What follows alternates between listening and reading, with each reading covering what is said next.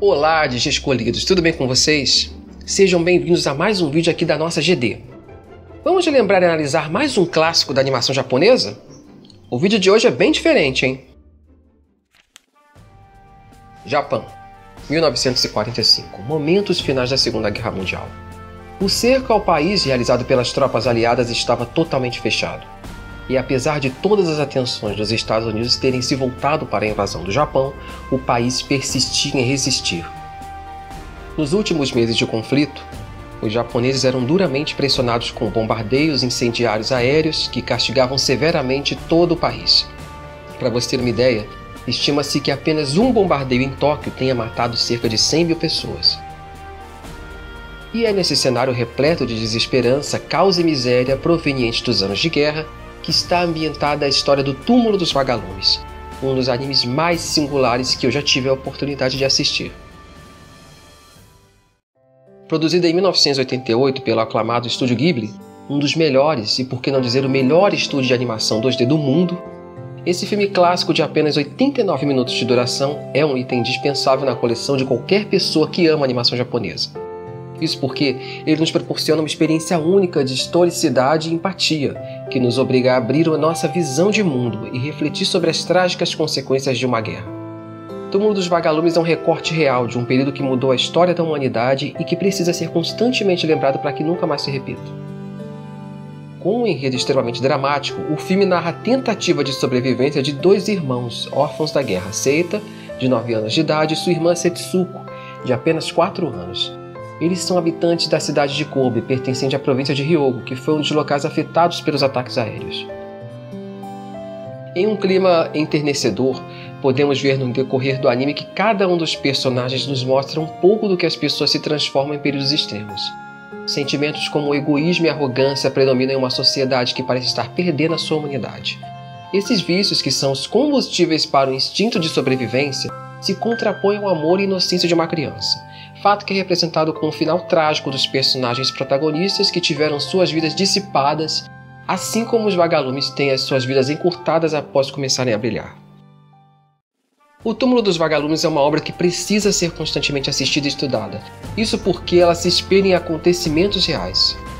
Vale avisar que estamos falando de uma história semi-biográfica e por isso, hoje eu proponho a todos que já assistiram ou que ainda pretendem assistir, uma análise externa além da história do anime, para podermos apreciá-la de uma forma mais completa em toda a sua magnificência. Então, vamos começar?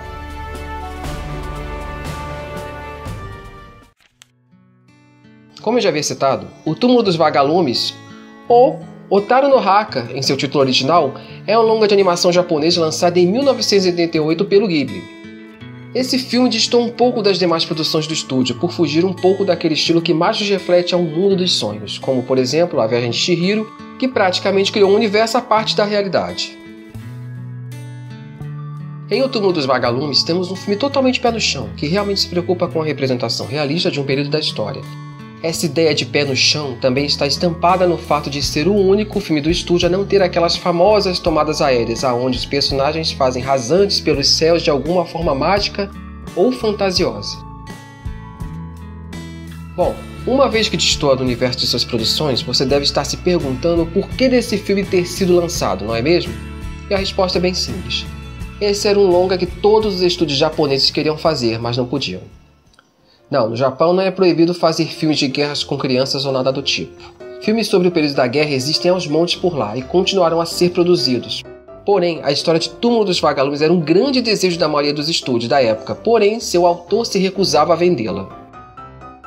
Antes de tudo, preciso dizer que a história desse anime não é uma criação original do Ghibli, mas sim a adaptação de um conto de mesmo nome que foi originalmente publicado em 1967 por um cara chamado Akiyuki Nozaka. Esse escritor, que por incrível que pareça também foi um cantor muito famoso do Japão, escreveu essa história inspirada em acontecimentos reais de sua própria vida.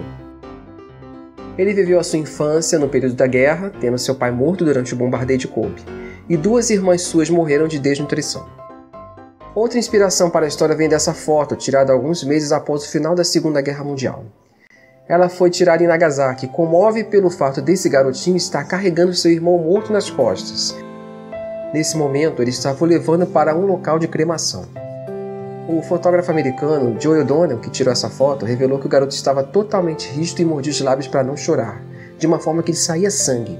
Enquanto o corpo de seu irmão queimava, ele continuou em pé sem se mexer, e ao final foi embora em silêncio sem derramar uma só lágrima. Essa foto é usada até hoje como um sinônimo de resiliência, coragem, força e solidariedade e altivez do povo japonês, que não se abala nem diante das maiores tragédias e que são combustível para a sua reconstrução, mesmo passando por grandes calamidades. Bom, o conto, que foi publicado por uma revista de literatura da década de 60, passou décadas sem ganhar nenhuma adaptação cinematográfica. Não que não houvessem estúdios interessados, muito pelo contrário. Porém, o autor dizia que seria impossível passar a sua história para um filme live action com atores reais, porque não teria como reproduzir a terra queimada estéril que seria um plano de fundo da história. Além disso, ele achava que as crianças contemporâneas não poderiam representar seus personagens de formas convincentes. Porém, ele ficou surpreso ao receber a proposta para a produção de uma versão animada, e após analisar os storyboards do estúdio Ghibli, ele percebeu que essa seria a única forma que as paisagens e cenários poderiam ser retratadas de uma forma mais parecida com a real. Bom, aparentemente ele mudou a sua opinião depois de algum tempo. Isso porque duas versões em live action já foram lançadas, em 2005 e 2008. Porém, vamos falar sobre elas um pouco mais adiante. Roteirizado por Isao Takahata, um dos fundadores do estúdio, o anime do Túmulo dos Vagalumes foi produzido com uma técnica nunca antes utilizada na animação japonesa. Todos os contornos foram feitos com a cor marrom ao invés do preto tradicional. A ideia era passar mais suavidade nos desenhos. Outra curiosidade quanto à animação vem do fato da voz original da Setsuko ser realmente de uma criancinha.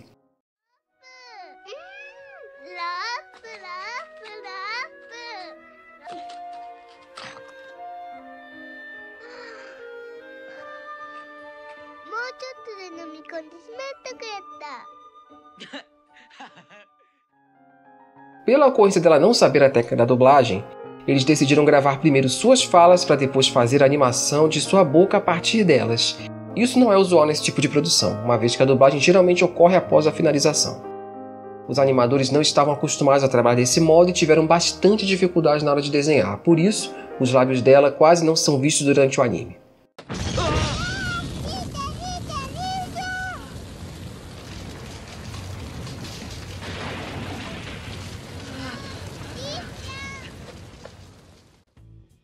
O filme foi lançado nos cinemas japoneses no dia 16 de abril de 1988, exatamente o mesmo dia do clássico Meu Amigo Totoro, também da mesma empresa. Os longas eram exibidos em sessões duplas e tinham o objetivo de conquistar as crianças com a história fantástica do gigante peludo e os pais com um drama sobre a guerra. Apesar de ter tido boa aceitação, Totoro acabou se destacando mais nessas exibições devido ao sucesso com as crianças e à quantidade gigantesca de produtos que vieram subsequentemente. Porém, seu maior êxito veio através da crítica, que até hoje o considera como um dos melhores filmes sobre guerras de todos os tempos. Uma curiosidade é que esse anime é sempre interpretado como um filme anti-guerra, porém, o diretor nega piamente que ele seja pacifista. Ele defende que o filme apenas retrata como era a vida em 1945, sem demagogias. O seu título também retrata fielmente os acontecimentos da trama, e é um prato cheio para quem gosta de analisar significados e simbolismos mostrados de forma subjacente. Vamos começar analisando a forma como ele é escrito. Hotaru significa vagalume em japonês e pode se referir apenas a um vagalume ou a muitos, isso porque os substantivos japoneses não possuem plurais. Vale destacar que no caso do animal, os vagalumes podem ter duas representações no Japão. O de algo curto, uma vez que assim que os vagalumes começam a emitir luz, eles vivem só por mais 2 ou 3 semanas, e eles também simbolizam a alma humana, isso porque no passado, os japoneses acreditavam que os vagalumes pairando perto dos rios ou lagos fossem almas de pessoas que já morreram. Bom, eu citei o caso do título não deixar clara a ideia do singular ou plural, porque o vagalume poderia representar tanto uma cena do filme, onde vários vagalumes morrem durante a noite e a Setsuko os enterra pela manhã, quanto pode representar a própria garotinha que morreu extremamente jovem, assim como os vagalumes. Essa é uma análise feita apenas quanto ao nome, porém, tratando-se do japonês, precisamos também observar a forma como a palavra foi escrita. No título do filme, Hotaru não está escrito com seu kanji usual, que seria no caso esse aqui, mas sim com 2 kanjis. Uhu significa fogo, enquanto Tareru significa algo que está prestes a cair, como uma gota de orvalho em uma folha. Então podemos interpretar esses vagalumes como pequenas gotas de fogo que estão prestes a cair, ou seja, um bombardeio aéreo. Essa ideia se reforça com esse pôster utilizado na divulgação do filme. Note que os pontos que parecem vagalumes que brincam com as crianças na verdade são as bombas caindo do avião que aparece bem ali na parte superior. Também dizem que os japoneses durante a guerra se referiam às bombas de bombardeios aéreos como vagalumes. Como podemos notar, o próprio título do filme remete a diversos acontecimentos da história. Eu ainda acrescentaria nessa análise que as diversas interpretações do título simbolizam momentos chaves da história. Os bombardeios aéreos mudam drasticamente a vida dos garotos, o enterro dos vagalumes é uma previsão de uma morte precoce, e a morte da Setsuko é o ato final, a catarse da obra, aquele momento que sofremos um grande trauma emocional ao ponto de lavarmos a nossa alma através do choro. Bom, se você ainda não assistiu a essa incrível obra, eu recomendo que vá agora mesmo, pois por mais que seja uma história extremamente dramática, ela é baseada em acontecimentos reais e nada melhor do que olhar os erros do passado para construirmos um futuro melhor. Esse filme também serve para abrirmos os olhos para os conflitos atuais. Quantas crianças nesse exato momento não podem estar passando por situações parecidas nas diversas guerras que estão acontecendo no mundo afora. Enfim, mesmo que esse não sendo meu anime favorito do estúdio Ghibli, eu fiz questão de compartilhar algumas curiosidades sobre ele porque esse é um daqueles filmes que eu gostaria que todo mundo assistisse. Uma daquelas obras que mudam as nossas vidas depois que assistimos. Vale destacar que existem duas versões em live action bem interessantes, inspiradas no conto original. O primeiro é de 2005 e traz uma história sobre um ponto de vista diferente, sobre a perspectiva da prima dos garotos, a filha daquela tia que eles vão morar assim que sua mãe morre. Essa versão é bem interessante porque podemos ver a trama através de um outro olhar e dentro da casa da tia, e vemos como uma mulher que antes era gentil se tornou um demônio graças à guerra. A outra versão é live action de 2008, porém eu não posso falar muito sobre ela porque ainda não assisti, mas aparentemente é bem mais parecida com o anime. E aí, vocês já assistiram a Túmulo dos Vagalumes? O que acharam dele? Comenta aqui embaixo pra gente saber. E se você gostou desse vídeo, que é bem diferente dos que a gente costuma fazer, não custa deixar seu like e se inscrever aqui no canal, se ainda não for inscrito, e clicar no sininho para receber as nossas notificações. Esses 3 cliques são fundamentais para a continuação aqui do canal. Caso você goste de Digimon e de outros animes da nossa geração, eu recomendo nos acompanhar também nas redes sociais. E nos vemos no próximo vídeo, pessoal. E qual será nosso próximo tema? Vocês precisarão assistir para saber. Até lá. Tchau, tchau.